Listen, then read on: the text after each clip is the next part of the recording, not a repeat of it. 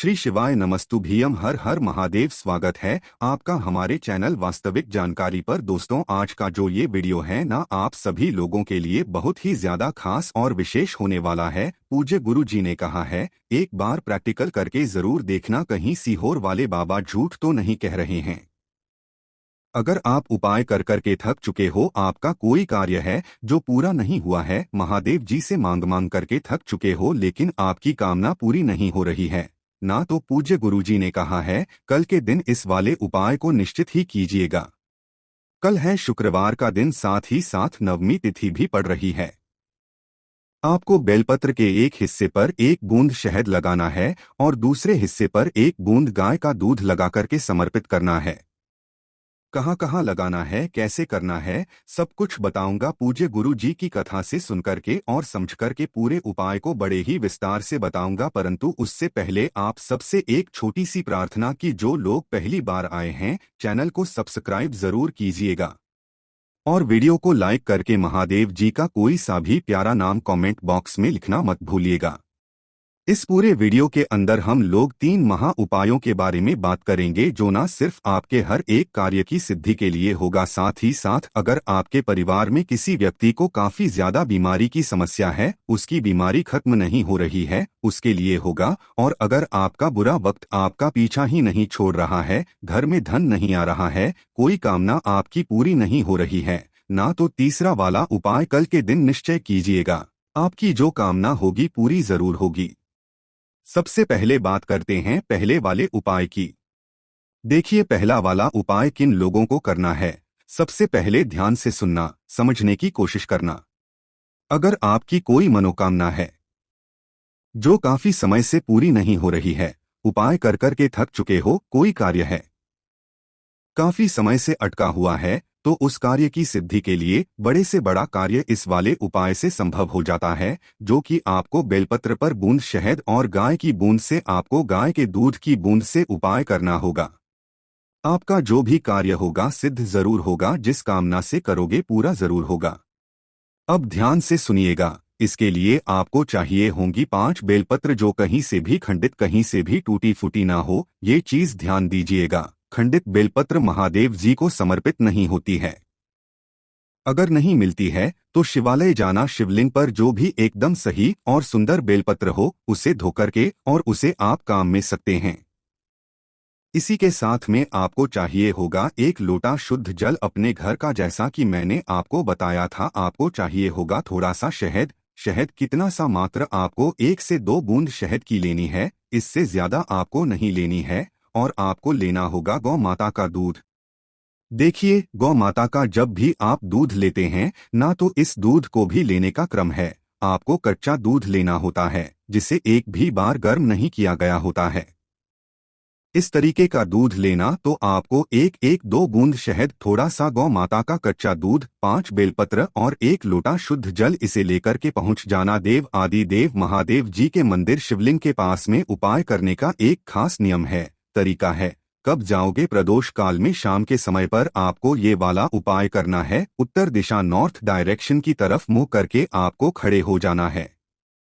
सबसे पहले आपको करना क्या है, जब भी आप मनोकामना पूर्ति, कार्य सिद्धि के लिए उपाय है ना, 1 लोटा शुद्ध जल देव आदि देव महादेव जी को समर्पित करना। ओम नमः शिवाय, श्री शिवाय नमस्ते भ्रम का स्मरण करते हुए, ठीक है। उसके पश्चात जो आपने 5 बेलपत्र लिए हैं, उसमें से प्रत्येक बेलपत्र पर आपको करना क्या है कि जो ऊपर वाली पत्ती है, बीच वाली पत्ती, उसके चिकने हिस्से की तरफ, सीधे हिस्से की तरफ, यहाँ पर आपको लगाना है शहद, ठीक है ना, शहद की बूंद, ठीक है। और जो इसके नीचे का हिस्सा है ना, इसके पीछे का हिस्सा, इन दोनों पत्तियों पर कुछ करना है। जो नीचे का हिस्सा है ना, उसके नीचे लगानी है आपको दूध की बूंद है ना, जो गाय का दूध लिया है वो गाय का दूध थोड़ा सा इसके नीचे लगाना है। दोनों के दोनों एक ही पत्ती पर आगे और पीछे आपको लगाना है, उल्टा नहीं करना है। आगे की तरफ चिकने हिस्से की तरफ शहद, जो कि आपके काव्य में आ रही रुकावटों का काट करता है। दूसरा दूध, जो आपकी कामना की पूर्ति करता है। इस तरीके से आपको लगाना है।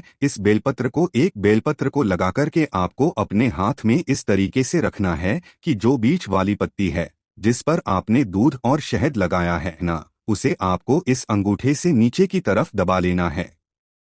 और अपना नाम और गोत्र बोल करके इस बेलपत्र को आपको अपनी कामना कह के शिवलिंग पर चिपका देना है। जिस तरह से आप चिपकाओगे वहां पर शहद लगा हुआ है ना, तो शहद की वजह से ये बेलपत्र शिवलिंग पर चिपक जाएगी।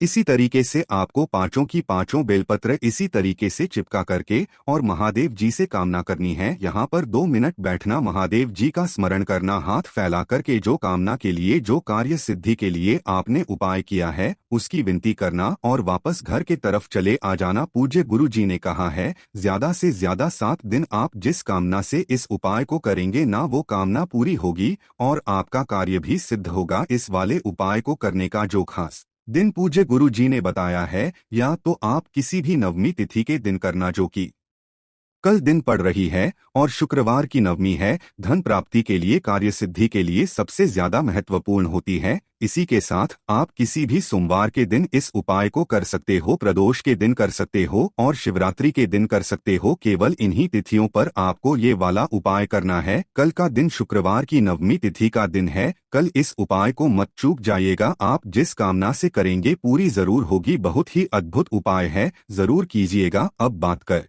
लेते हैं दूसरे वाले उपाय की। देखिए दूसरा वाला उपाय, आपके परिवार में कोई बीमार व्यक्ति है जिसकी बीमारी खत्म होने का नाम नहीं ले रही है।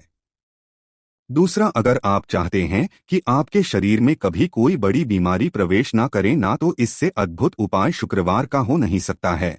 सबसे अद्भुत उपाय आपको क्या करना है, शिवालय जाना है सुबह या शाम कभी भी, और 1 लोटा शुद्ध जल अपने घर का जरूर लेकर के जाना है। अब देखिए, आपको ये लोटा जल समर्पित नहीं करना है। इसके लिए समर्पित करने के लिए आप अलग से के लोटा शुद्ध जल ले लें। यहाँ पर पहले 1 लोटा शुद्ध जल चढ़ा दें। जो इसकी चारों तरफ यहाँ पर चौखट बनी हुई रहती है ना, वहीं पर आपको उत्तर दिशा, नॉर्थ डायरेक्शन की तरफ मुंह करके बैठ जाना है और अपने समक्ष में उस 1 लोटे शुद्ध जल को आपको यहाँ पर रख देना है और आपको यहाँ पर 108 बार महामृत्युंजय मंत्र का स्मरण करना है। देखिए ये वाला जो मंत्र है ना, भगवान शिव ने शुक्र को दिया था और शुक्र इस मंत्र को पाकर के की श्रेणी में आ गए थे, आनंदित प्रफुल्लित हो उठे थे और उन्हें देवताओं की श्रेणी में गिना जाने लगा था। इस मंत्र में इतनी पावर होती है कि ये मरे हुए व्यक्ति को भी जिंदा कर सकता है। जब आप इसे 108 बार इस मंत्र का स्मरण करते हैं तो इसकी कंपनी की ध्वनि से जो ये जल अभिमंत्रित होता है, इसी जल को महादेव जी की कामना करके शिवलिंग से इस लोटे को टच करवा करके घर ले जाइए और घर के जितने भी सदस्य हैं ना, इस जल को पिलाते रहिए। आपके शरीर में कभी बड़ी बीमारी प्रवेश नहीं करेगी महाराज। इतना अद्भुत और अचूक उपाय है महामृत्युंजय मंत्र का। जो व्यक्ति इसको हर शुक्रवार के दिन करता है ना, उसकी कामना जरूर पूरी होती है। पूज्य गुरु जी का बहुत अद्भुत और अचूक उपाय है, जरूर कीजिएगा। उसके शरीर में कभी कोई बड़ी बीमारी प्रवेश नहीं करती। अब बात कर लेते हैं तीसरे वाले उपाय की। अगर आपका बुरा वक्त आपका पीछा नहीं छोड़ रहा है ना, जिस कार्य में हाथ डाल रहे हो सफलता नहीं मिल रही है, दुकान में भी नहीं चल रही है, व्यापार अच्छा चल रहा है, नौकरी नहीं लग रही है, जिधर भी जा रहे हो धक्के खा रहे हो, जीवन के कुछ भी जीवन में अच्छा नहीं हो रहा है ना, तो अपने बुरे वक्त को सही करने के लिए शुक्रवार के दिन इस वाले उपाय को करना मत भूलिएगा। देखिए आपको करना क्या है, 1 लोटा शुद्ध जल अपने घर का लेना है और एक लेनी है मात्र बेलपत्र जो कहीं से भी खंडित ना हो, और इसी के साथ में आपको लेना होगा थोड़ा सा लाल चंदन। पूज्य गुरुजी ने कहा है कि आपको पिसा हुआ मिल जाए तो बहुत अच्छी बात है, वरना हमेशा आप तरीके से लाल चंदन की लकड़ी रखा कीजिए। इसे घिसकर के काम में लेंगे, इसका महत्व बहुत ज्यादा बढ़ जाता है। इन तीनों चीजों को लेकर के आपको पहुंचना होगा। सबसे पहले बेलपत्र पेड़ के पास शुक्रवार के दिन सुबह जाना चाहो सुबह चले जाओ, शाम को जाना चाहो शाम को चले जाओ, कोई दिक्कत नहीं है। उत्तर दिशा की तरफ खड़े होंगे मुंह करके, और उसके पश्चात जो आपने 1 बेलपत्र लिया है, इस 1 बेलपत्र की तीनों पत्तियों पर आपको अच्छे से थोड़े से जल के अंदर लाल चंदन को घोल करके यहाँ पर आपको अच्छे से लेपन है तीनों पत्तियों पर, और इस पत्ती को उठा करके, बेलपत्र को उठा करके बेलपत्र पेड़ के नीचे ही आपको ऐसे समर्पित कर देना है कि डंडी रहेगी आपकी तरफ, जो पत्ती का मुख रहेगा वो रहेगा पेड़ की तरफ, ठीक है। और जिधर आपने चंदन लगाया है वो रहेगा नीचे की तरफ, यहाँ पर समर्पित करना। अब धूतेश्वर महादेव जी के नाम से या अघोरेश्वर महादेव जी के नाम से अपनी कामना कहना। इस बेलपत्र को यहाँ से उठाना और पहुँच जाना देव आदि देव महादेव जी के मंदिर में। यहाँ पर आकर के उस बेलपत्र को देखें, क्रम बदल जाता है। पहले आप चढ़ाते थे तो पहले एक जल लोटा पहले चढ़ाते थे। यहाँ पर आपको करना क्या है, जैसे ही आप उसे एक बेलपत्र को लेकर के आएंगे उसे शिवलिंग पर समर्पित करना है। जिधर आपने चंदन लगाया है वो नीचे की तरफ होना चाहिए, डंडी रहनी चाहिए माता अशोक सुंदरी की तरफ, बड़ी वाली पत्ती का मुख आपकी तरफ, और इसके ऊपर एक लोटा शुद्ध जल जो आप लेकर के आए हो अघोरेश्वर महादेव जी के नाम से, ध्यान दीजिएगा, अघोरेश्वर महादेव जी के नाम से समर्पित कर देना।